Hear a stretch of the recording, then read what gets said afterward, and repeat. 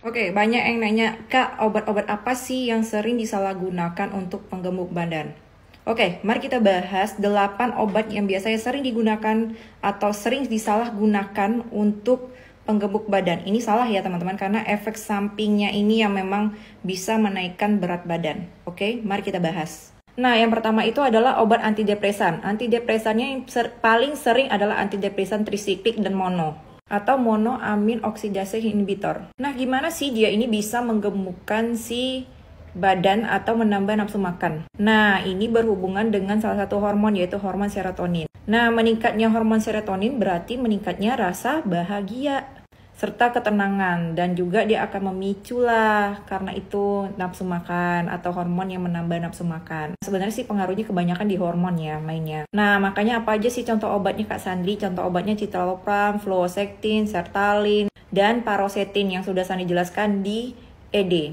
Lanjut, yang kedua adalah obat mood stabilizer atau merubah mood atau mengontrol suasana hati. Biasanya obat ini diberikan kepada pasien yang gangguan bipolar atau skizofrenia. Dan dia juga berperan langsung dalam fungsi otak dan juga metabolisme. Nah, sudah jelas kan? Kalau berarti ada metabolisme, berarti berhubungan dengan ya tentang asupan makanan. Berarti itu bisa meningkatkan lah nafsu makannya sehingga ya naik berat badan. Tapi ini salah. Tapi penggunaan obat ini biasanya mereka akan disuruh untuk olahraga secara rutin untuk menurunkan BB-nya. Contohnya obatnya apa? Clozapine, lithium, olanzapine, risperidon, quetiapine. Jadi pantas aja ya ada pasien-pasien aku dulu yang waktu di rumah sakit memang minum obat ini merasa nafsu makannya meningkat.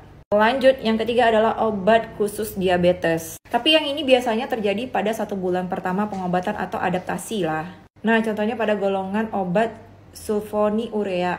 Nah, obat sulfonylurea ini lebih banyak meningkatkan kadar insulin sehingga glukagonnya turun. Kalau glukagon atau kadar gula darahnya turun, otomatis akan menambah nafsu makan karena kan kita butuh energi untuk makan. Nah, contoh obatnya misalnya kayak glimepiride, glipizid. Bahkan kalaupun insulin pens biasanya itu bakalan bisa juga untuk teman-teman bisa naik berat badan. Tapi ini jangan ditiru karena ini memang untuk pasien untuk diabetes. Jadi perhatikan pola makan dan olahraganya. Sama tepat minum obatnya, itu aja sih. Nah, yang keempat ini udah pastilah kalian udah tahu ya, sanding dengan kortikosteroid. Ini udah sering Sandi bahas. Ini salah, sama sekali salah buat teman-teman semuanya. Dia itu akan mempengaruhi semua hormon. Jadi hati-hati ya teman-teman dengan efek sampingnya jerawatan, otot, sama tulang. Kortikosteroid ini udah Sandi sering bahas. Nah, contoh obatnya apa Kak? Dexamethasone, methylprednisolone, prednison. Nah, ini sering disalahgunakan. Jadi teman-teman harus hati-hati dengan obat ini. Oke? Lanjut part 2 deh. Lanjut ke part 2 tentang pembahasan obat gemuk yang sering disalahgunakan oleh beberapa oknum ini.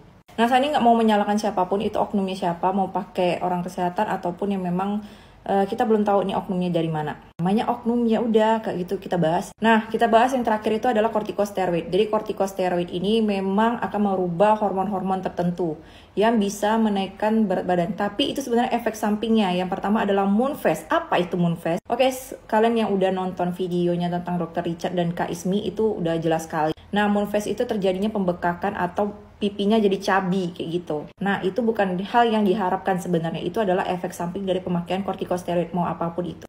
Nah, yang dia pakai ternyata adalah dexamethasone. Dan itu memang udah disalahgunakan. Untuk pengembuk badan itu nggak salah. Pokoknya kalian ingatkan aja deh warna orange. Mereknya apa gitu ya, warna orange. Kalau yang kemarin itu ketahuannya tuh ada mereknya Kalbe. Itu punya Promisi kalau menurut aku itu.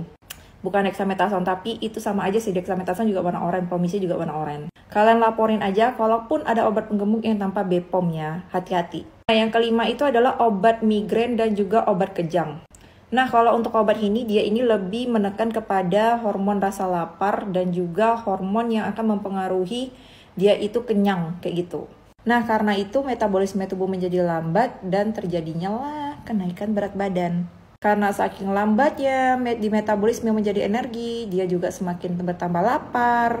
Karena butuh energi yang banyak untuk memetabolisme si makanannya. Dan juga terlihat banyak menyimpan cairan-cairan dalam tubuhnya. Nah, apa aja sih contohnya Kak obat migrain dan kejang ini Kak? Contohnya ergotamin, amitriptilin, asam valproat, atau valproat acid. Nah, makanya pasien yang diberikan amitriptilin atau asam valproat untuk penenangnya dari kejangnya itu bisa meningkatkan nafsu makannya. Dari situlah makanya diberikan. Tapi yang pastinya harus sesuai dengan resep dokter ya teman-teman. Dan juga dosisnya. Pastikan lagi kalau memang kalian pengguna itu. Jangan beli sembarangan, yang penting kalian ke dokter.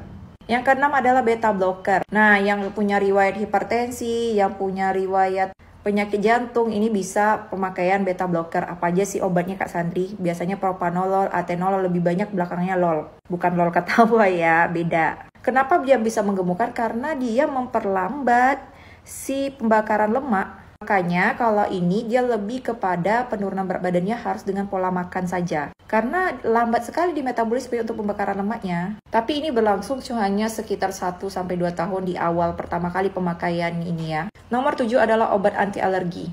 Ya, seperti kalian tahu, cetirizin, CTM, dan lain-lain. Nah, histamin itu kan memang pusat alerginya. Jadi diturunkan, makanya antihistamin yang ada. Antihistamin itu malah meningkatkan semak. Yang terakhir adalah pil KB. Ini masih belum banyak penelitiannya.